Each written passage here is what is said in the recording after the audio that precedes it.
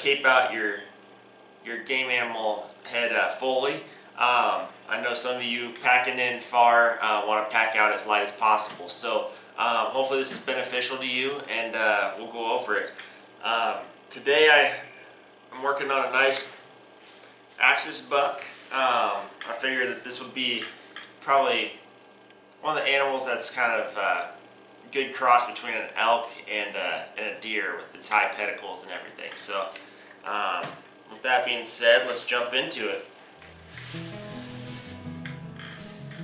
Now when most people are caping out, they usually will just tube it out the neck and cut it off right at the base of the head, which is perfect. I mean, the taxidermist prefers to do it unless you know exactly what you're doing.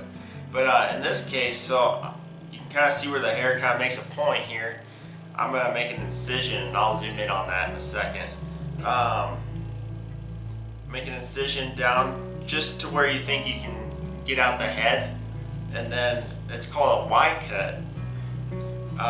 So that incision going down the back, and then to the back of each pedicle, and we'll go ahead and split that. So, and I'm using the Havel's 22 scalpel blade. That's just what works nice for me. It has a nice rounded tip to it. For you carrying the Havelons and all that stuff, that'll work just fine. So, and these will actually fit the Havelons.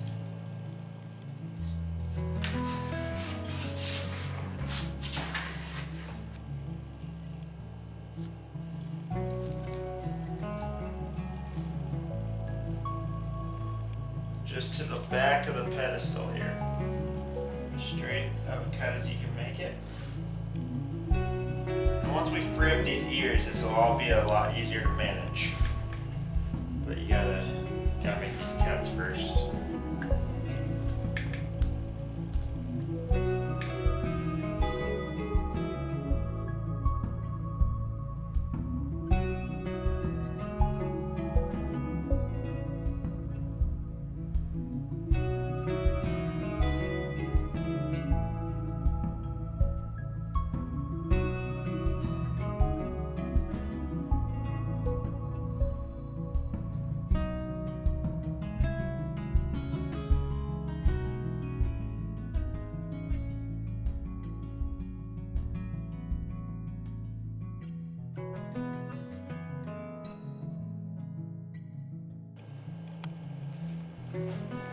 Alright, you can see we got the incision coming up the back, and then the incision going to the back of each pedicle here.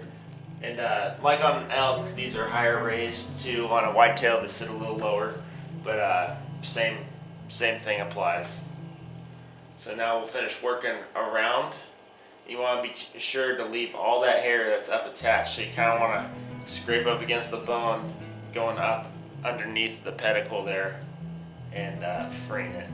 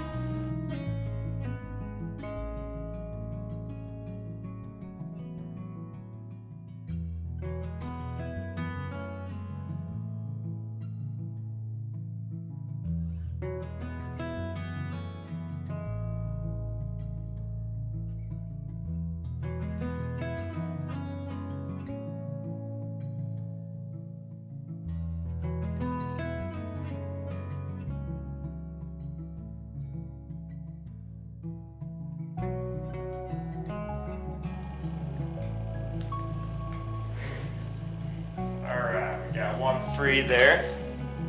Now we'll just finish the other side, and I'll whip that out real quick. So.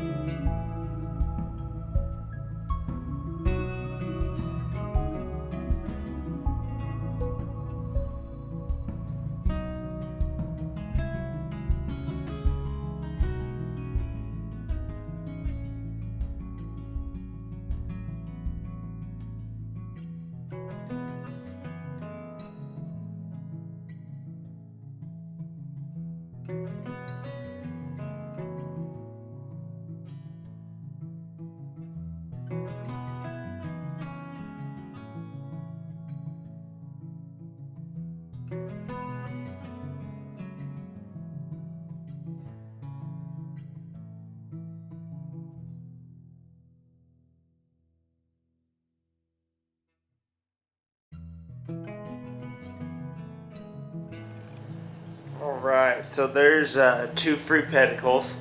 So now we got that home free. You know, not leaving any hair down around the pedicle area. Nice and clean. So when we go to reattach it, when the skull plate's clean on the form, everything that was there is gonna go back in place. So now we got these ears to worry about. So a lot of people don't know where to cut through those. So we'll just work the skin down a little bit, and as low as you can cut the ear against the neck and the head junction area, the better. Leave more cartilage. Your taxidermist will take care of all that. So we'll go ahead and take a look at that.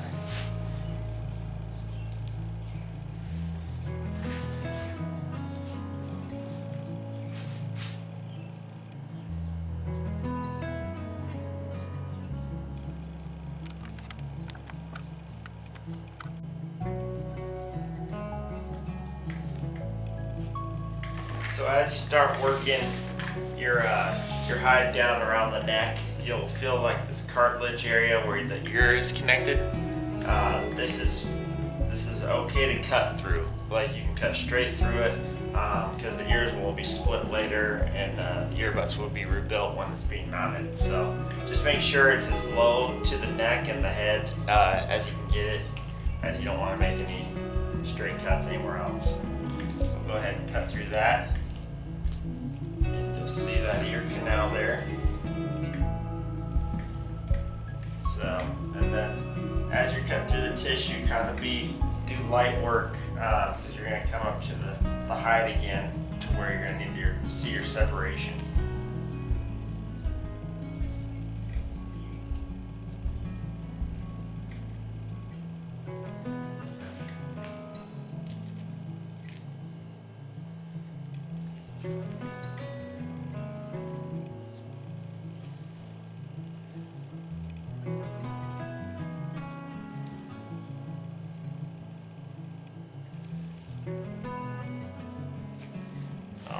I'll do the same to the other side.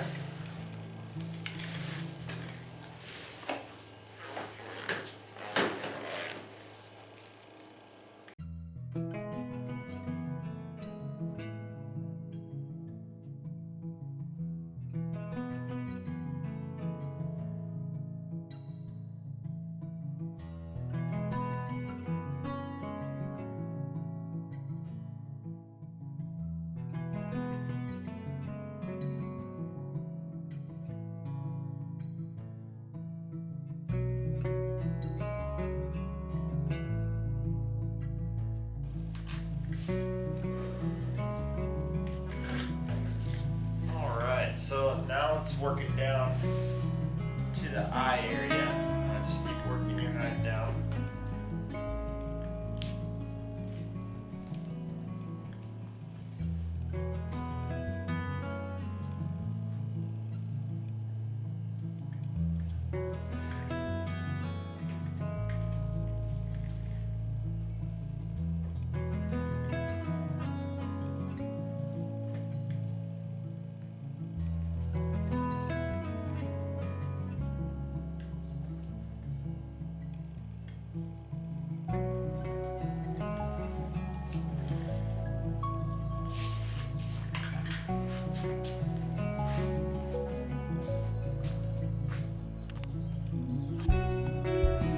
This ridge I'm talking about, which is the eye orbit. So I can kind of pry up the hide a little bit, and as I get up under that, I can kind of feel a membrane, and that membrane tells me that the hide is clear and I can cut through that safely without poking any holes. And you can See, I'm already through to the eye. This is where the eye is going to become exposed. But getting your finger up into the eye is very important.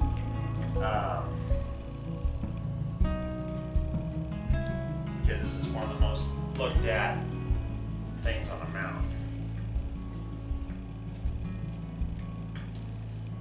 And as you're getting through, you want to make sure you kind of cut on towards the orbit a little bit, getting the rest of that eye clean and clear of tissue.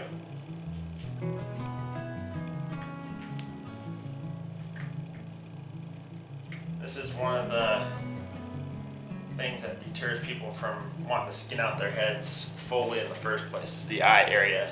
So now we got the eye clear. We got to worry about this like tear duct gland area, and that's going to be right down in here. So the technique you got to use for that is actually cutting towards the skull. So you want to kind of start off on the outside of it, kind of see how it really dips in there. And the reason why you got to do this is because connected to the hide, there's like a cartilage stuff that connects to the skull. And if you don't do that, you're going to cut straight across, and it's just going to be a hole that has to be dealt with later. So we're going to go ahead and just cut down. Elk and axis deer and other, like mule deer, even have fairly large pockets right here. Whitetail are more they're more narrow, but you still have to use the same technique. You're going to cut holes.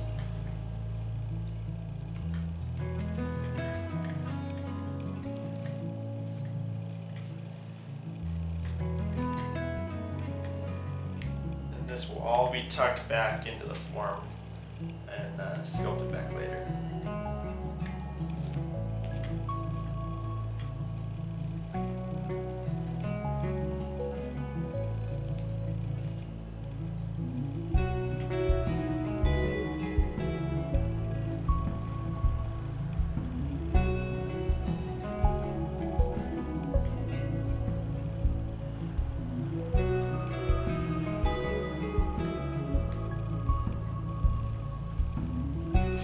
Alright, so we got that, and I'll show you how deep that pocket really is. It's and if you didn't know it was there, you'd just be gapping it and cutting holes.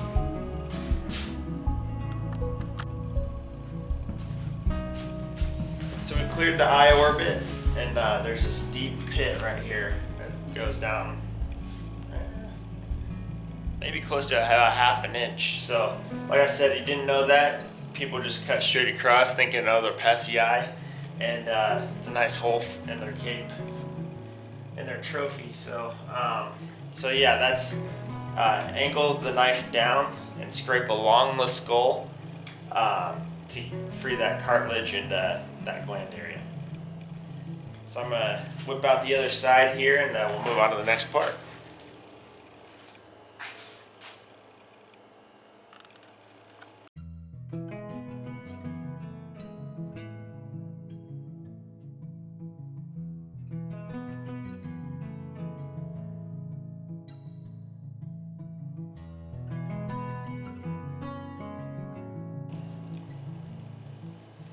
Scraping along the bone. Sorry for stepping in front of the camera a few times.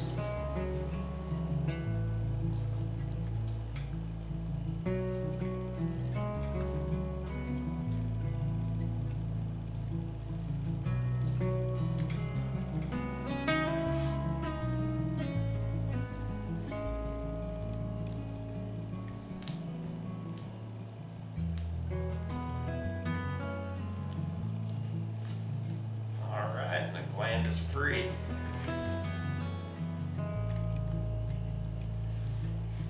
Now's the time to catch up the rest of your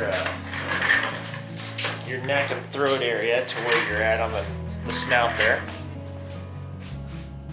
So I'll flip him up.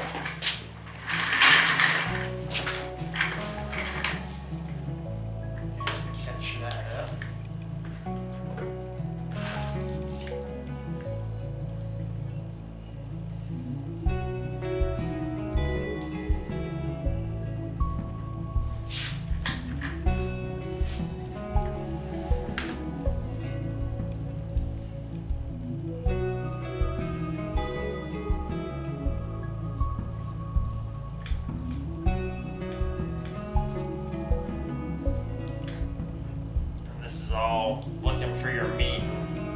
height separation, so it can be a tedious process till you know what you're looking for.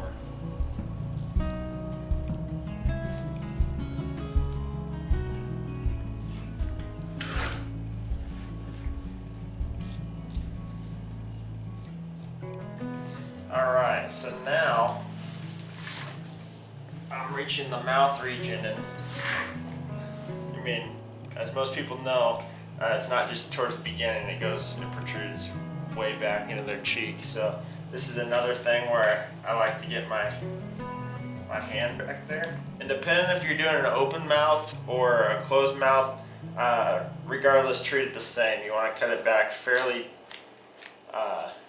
deep, because this is all going to be flesh that they can then turn the lips by skinning the inside flesh out. That's all going to be tucked back into the form, so you don't have issues later. So this is another area that cut down towards the teeth and the jawbone. Working from the inside out.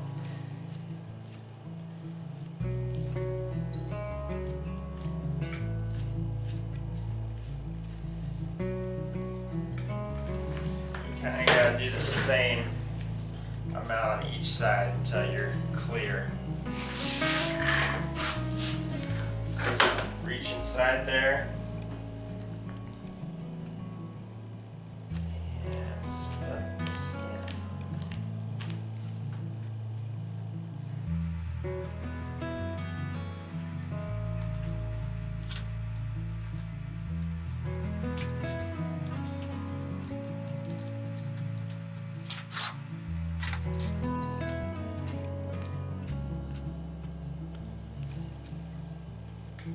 And on the top one, you'll finally run into an area where it's starting to get thinner, and you know just by the distance you have left the skin out that you're getting close to the skull. You'll keep following that until you feel kind of the bridge drop off of the skull. You can see that there's some clear connective stuff. You just keep cutting down.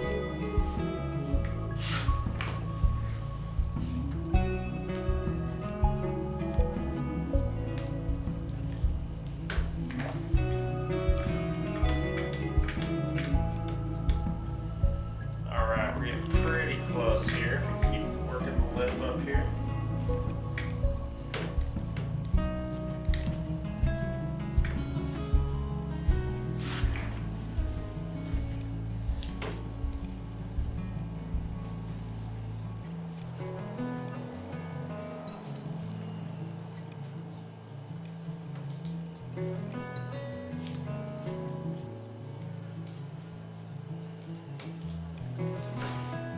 Alright, so here's the bridge, and you'll feel it is kind of stiff going right into there, but that's just cartilage. And so your nose is becoming free here. So you can go ahead and cut right when you pass where it gets soft there. And then their skull around the nasal area will actually swoop forward, so you can go ahead and keep cutting. This is all stuff that'll be skinned. Just make sure your hide is skinned up forward enough to where you won't poke any holes.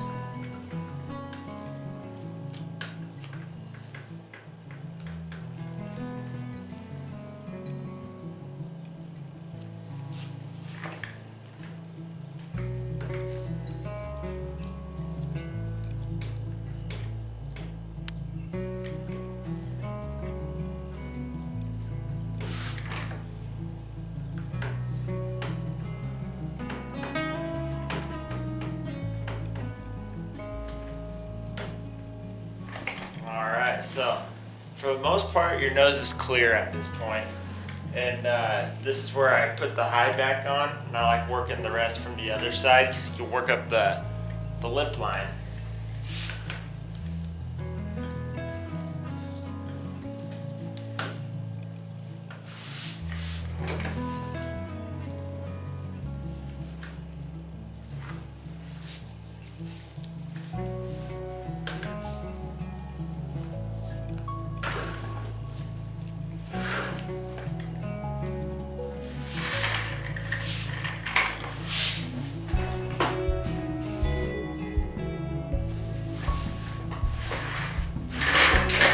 So here to finish off our nose, we'll just work up the lip line to meet where we were cutting from the back there. And here I just cut straight in, making sure I leave plenty of lip tissue.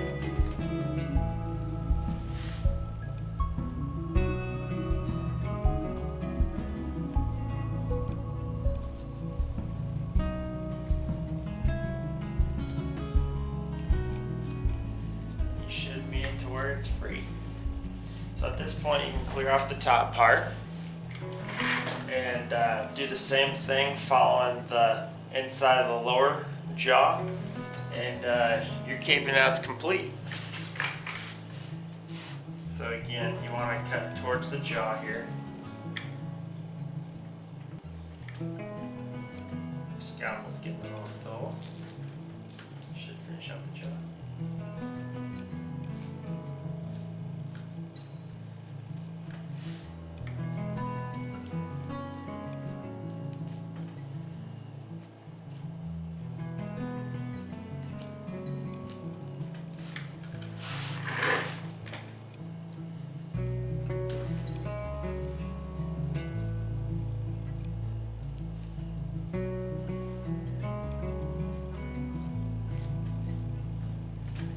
Alright, and there's your cape and the freed skull. And at this point, you can cut off your skull plate, which I'm going to show you how to do here shortly. Alright, so I'm sure all you guys will have power tools when you're hiking in the mountains, but same thing applies when you just have your bone saw as well.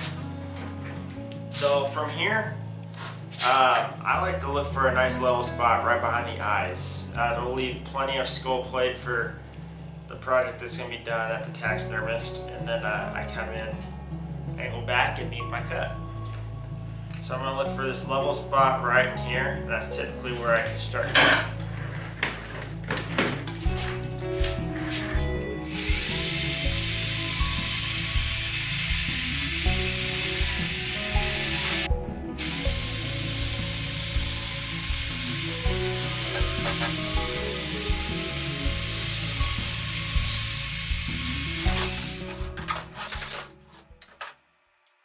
Saw blade is getting a little dull, but you see, just shake out the brain there, and you got it ready for mountain. So you got your cape, you got your skull cap, and that's all you need. Pack it out.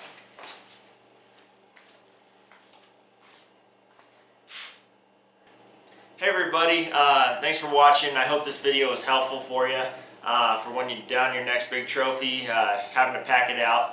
A couple side notes, just keep in mind when the animal is hot, go ahead and open it up, let it cool down before you wrap it up and pack it out. That can start to deteriorate your hide and causing some hair loss, and any hair slippage is bad through the tanning process. So another thing is the quality of the mount starts right after that animal is down. So dragging it over rocks, cutting hair, that can affect how pretty it looks in the end. So anyways, I'd love to answer any questions you guys have. I'll leave some contacts at the end of the video here, and thanks for watching.